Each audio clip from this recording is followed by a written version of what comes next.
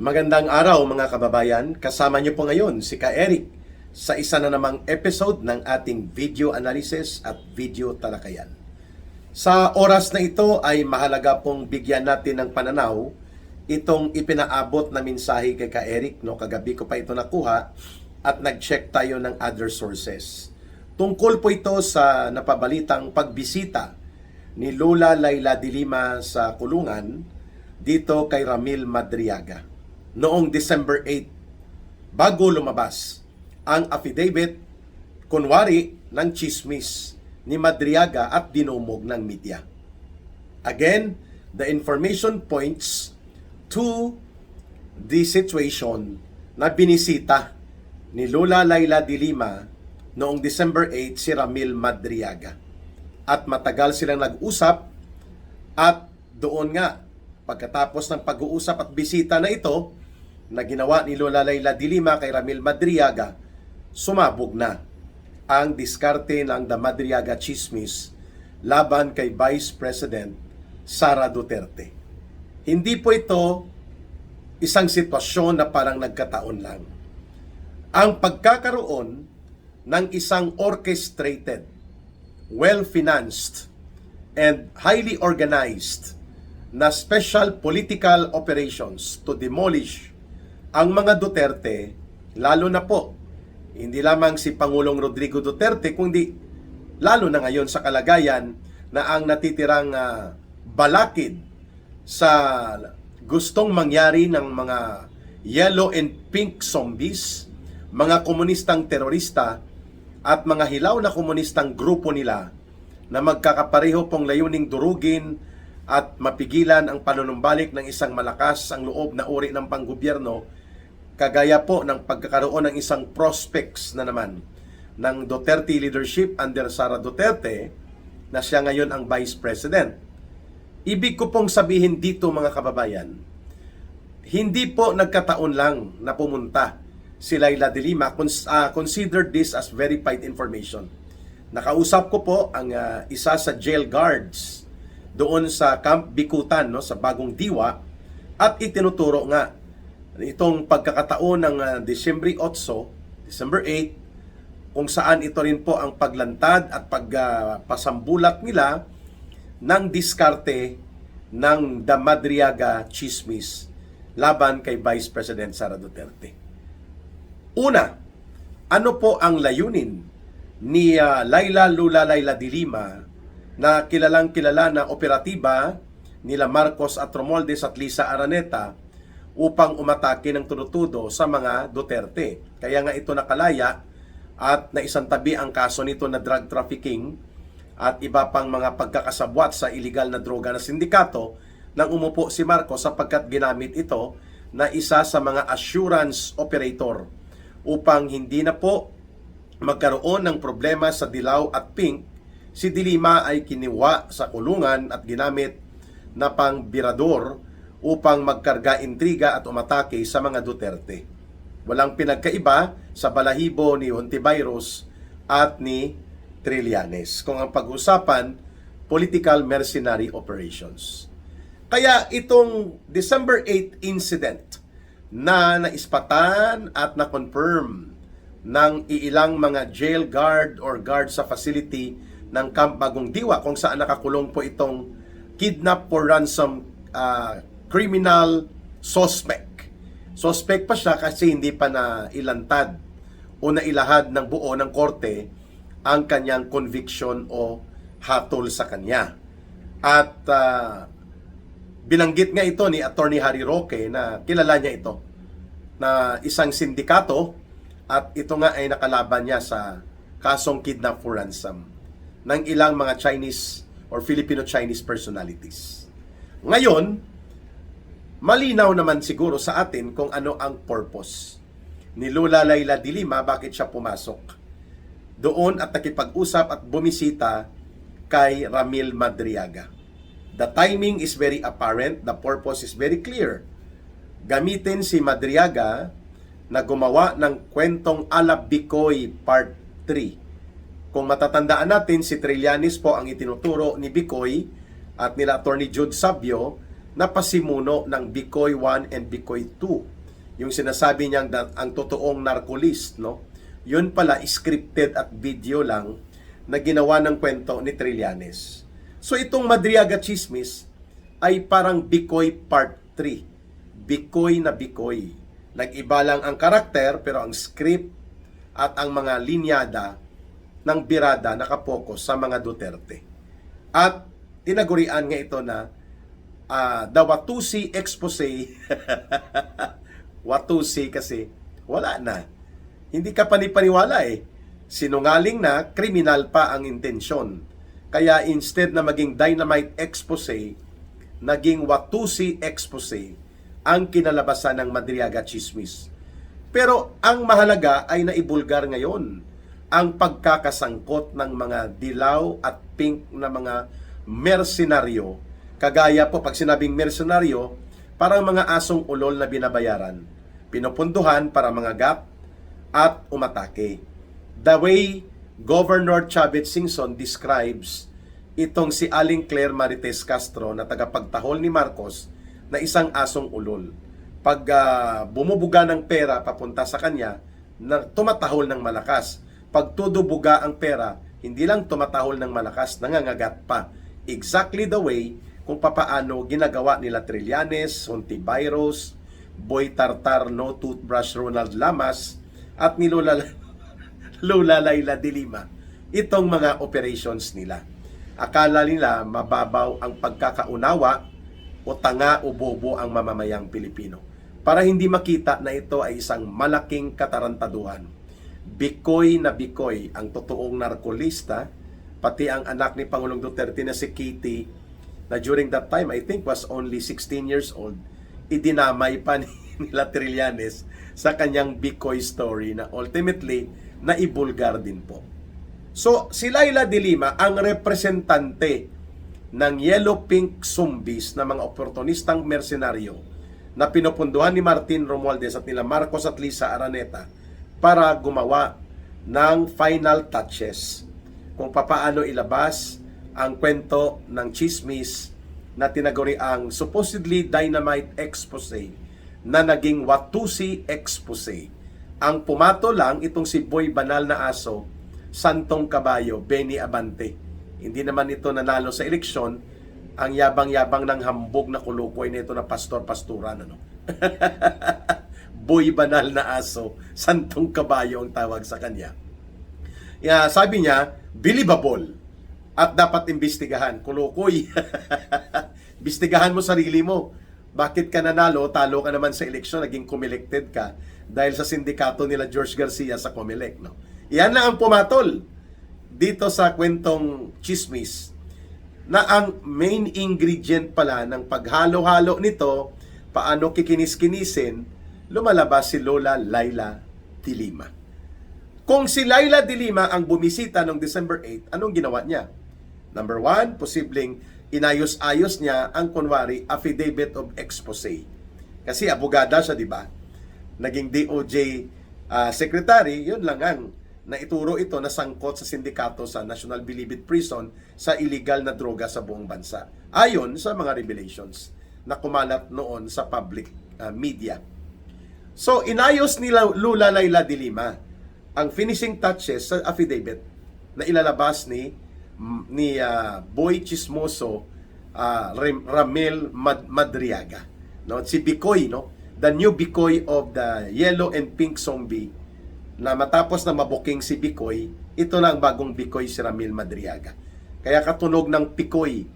Pag sinabing Picoy, fake. So, pangalawa, nagbigay ng briefing. Yun, malamang. Tapos, pangatlo, ay inihanda ang isang propaganda attack. Kaya nga, ang dumumog dito sa Madriaga Chismis na isang Watusi expose, Watusi, naging puspuro, no? Naging dad. Kung sa Granada, dad. No? Walang sabog, no? Gumanon lang, mga kababayan. Si Layla de Lima ang nag-finishing touches. Kung Layla de Lima was confirmed to be there sa Camp Bagong Diwa at nakipag-usap ng matagal kay Madriaga, ayon sa mga ulat na tatanggap natin ngayon, ay nagpapakita na all along it was a premeditated. Pag sinabi pong premeditated, planado, pinaghandaan. At hindi naman pwedeng gumalaw si Lola Layla de Lima at ang mga mercenaryong ito kagaya ni Hontiveros, ni Boy Tartar, No Toothbrush Ronald Lamas, at nila Trillanes kung hindi po yan nauutusan at nakukumpasan at napupunduhan nila Marcos at Lisa Araneta at nila Romualdez. Yan po ang totoo dyan. Huwag na po tayong magpatumpik-tumpik o mag-alangan pa. Ganyan talaga ang kalakaran ng mercenary operations na ito. May pundo po ito. Kaya premeditated, well-planned ito. At mabuti na lang ay mayroon pong mga matitino na mga jail officers na nandun po sa facilities na ito, kung kaya na ibubulgar that Layla de Lima visited Madriaga and made a talk with him bago ipasabog nila ang kanilang Watusi expose laban kay Vice President Sara Duterte. Pangalawang punto kung bakit natin ito tinalakay. Dispirado na po ang yellow and pink zombie sapagkat pabagsak ng pabagsak, palubog ng palubog ang gobyerno ni Marcos. Mawawala po ang kanilang benefactor o tagapagpundo, tagapagprotekta at ginagamit nila sa kanilang maruruming laro sa politika kapag napalaya sa poder si Marcos at sila Romualdez pati sila Lisa Araneta. Mapuputol po ang kanilang benepisyo. The way itong CPP, NPA, NDF, Urban Operatives, no, na kagaya po nila Teddy Casino, nila Cristina Conte, ay aligagang-aligaga sila na baka pumalit at nababahala sila baka umakyat bilang Pangulo ng bansa kapag nagkataon sa tulak ng mamamayang Pilipino sa isa na namang people power ang isang Sara Duterte. At mawawala ang padrino nila, ang santo-santuhan ng mga komunistang terorista, ng mga hilaw na komunista, at nitong mga yellow pink zombies, mawawala po ang kanilang padri-padrinuhan at santo-santuhan na si Marcos Jr. Ayan. Kaya, todo larga. Iba't ibang anggulo, dumog ang taktika at ang kanilang approach ay tinatawag po yan na pintakasi o tulong-tulungan ka upang durugin ka. Yan. May nakaligtaan lang itong sila Lola Layla de Lima na kapag evil intention ang bitbit mo, magkakaroon ng pagkakataon na ito ay magkaroon ng leak. Lalagos po at lalabas talaga ang katotohanan no matter na ito ay pinagtatakpan at pinapalusutan mo. Kaya ito, sagutin mo ito, Lola Layla de Lima, anong ginawa mo noong December 8 doon sa Camp Bagong Diwa sa Bikutan nang ikaw ay sinabihang binisita mo itong si Ramil Madriaga bago sumambulat ang iskandalo patungkol dito sa tinatawag na Bicoy Part 3 the Madriaga Chismis na malisyuso at buong kasinungalingang umaatake laban kay Vice President Sara Duterte as a prelude o paghahanda sa inyong malaking operations na nag-file kayo ng plunder case sa ombudsman kahit alam ninyo na ito ay mali at walang batayang legal sa konstitusyon sapagkat ang Vice President can only be removed sa mga dahilan na nakasaad sa konstitusyon. Ano po yun? Resignation, death, mamamatay siya, mag-resign siya, or incapacity. Ibig sabihin po, hindi na siya makakagalaw, naparalisa siya, hindi na siya makapagsalita, hindi na rin siya makapunction. Incapacity. At ang pang-apat, impeachment conviction. Ayun. So wala doon ang pag-file nyo ng kaso na yan. Inutil yan. Propaganda yan, pero pangyanig atake yan kasabay ng inyong Bicoy Part 3 na Madriaga Chismis. Na ngayon ay nailalantad, ikaw pala ang nagbigay ng finishing touches sa Madriaga Chismis. Ayun. Na booking. At nandun din po sa Camp Bagong Diwa sa Bikutan ang mga komunistang pamunuan ng mga teroristang grupo ng CPP, NPA, NDF. Nakakulong doon si Vic Ladlad. na mga taga Central Committee, si Adelberto Silva, si Ray Casambre, itong si Villarico, mga taga Central Committee ito. Malamang binisita din ito ni Lola Laila de Lima o dumaan din siya dito. Pero ayon sa gwardiya o jail officer na nakausap natin doon, ay kinausap niya ng matagal si Ramil Madriaga nito ni Lola Laila de Lima. So kung ito po ang pangyayari ngayon, ay nakikita ng taong bayan na pinagtutulong-tulungan, dinudumog at pinapintakasi nila si Vice President Sara Duterte, hindi po malayo ang paglalantad ngayon ng pagdudugtong na pati ang ginawa nitong the pestering priest na si Robert Reyes kasama niyang adiktos na pari na nagsampa-sampahan kasama itong lapdog, bagong lapdog ni Marcos at ni Romualdez na si Cielo Magno na magsampa ng kasong plunder bagamat ito ay hausyaw, putumaya at syupaw sapagkat hindi ito sakop ng otoridad ng saligang batas na magbigay ka ng kaso, magsampa ka, ipapatanggal mong Vice President. Hindi po yan nakasaad sa saligang batas. Mababasura lang ito. Ito ay mga gimmick kasabay ng Bicoy Part 3 na Madriaga Chismis. Pero ang big plan nila, kasama ang mga komunistang kaalyado nila, nila Marcos, nila Romualdez at nila Lisa, is ito tuloy ang Part 2 sa kanilang mapangwasak na special political operations na impeachment sa darating na February 2026. So they are laying the grounds right now. And Lola Laila de Lima being caught in flagrante na bumisita dito sa expose person na Watusi at isang akusadong kriminal according sa mga kaso ngayon na kinakaharap nito, kidnap for ransom, na si Ramil Madriaga, hindi po nakakapagtaka na ang nangyayari ngayon na kaliwat ka ng atake, malisyusong pangwasak ng mga kung ano-anong intriga at mga pangaharas na kaso at ang pananakot ng panibagong impeachment laban kay Vice President Sara Duterte ay gawain po ng mga alipores at mersenaryo na pinupunduhan, ino-organize at kinukumpasan ni Marcos, ni Bongbong Marcos Jr., ni Lisa Araneta, at nila Martin Tambaluslos.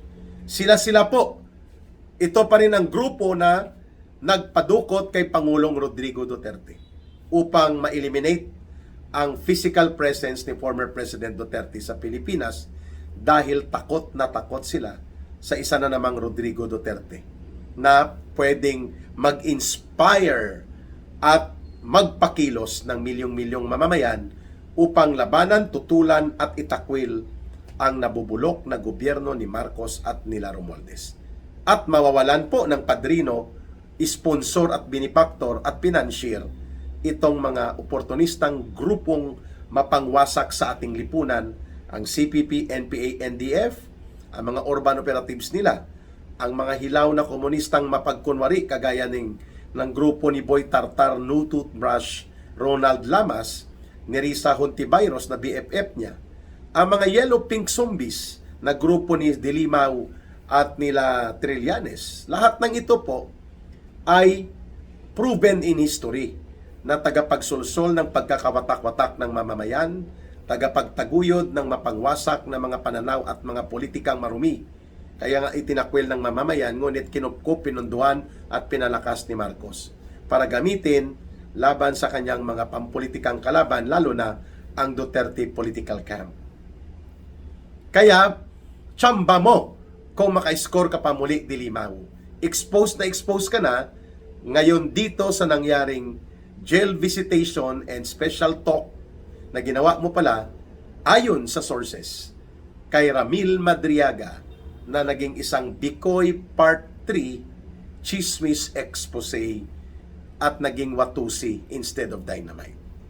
Kung masama ang intensyon mo at hindi ikabubuti ng mamamayan ang ginagawa mo, kahit anong pagkukunwari at pagsisinungaling, mabibisto at mabibisto po ito. Kaya nabukulan po si Dilima sa kanyang gimmick nila, ng grupo nilang mga dilaw at pink, na sila ang nagmaniobra sa palpak, hausyaw, putumaya, syupaw na plunder complaints nila sa ombudsman versus the Vice President, at pati na rin po dito sa Daramil Madriaga Chismis Story. Mga kababayan, mananagot po ito sila pagdating ng panahon sa katarungan ng buong sambayanang Pilipino. Huwag po ninyong kalimutan na ang gustong magsuporta sa People's Advocacy, ang People's Movement ng Bangon Sambayanan, ang numero na ginagamit natin sa GCash line at sa ating line of coordination ay 0916-308-7710.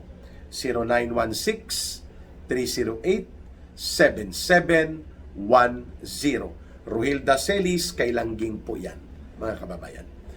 Mahalin natin ang bansang Pilipinas. Walang ibang magmamahal nito, kundi tayo ring mga Pilipino. Para sa Diyos at sa Pilipinas nating mahal. May God bless everyone and may Allah will be with those who are Muslim brothers and sisters. Bye for now. Mabuhay ang sambayanang Pilipino.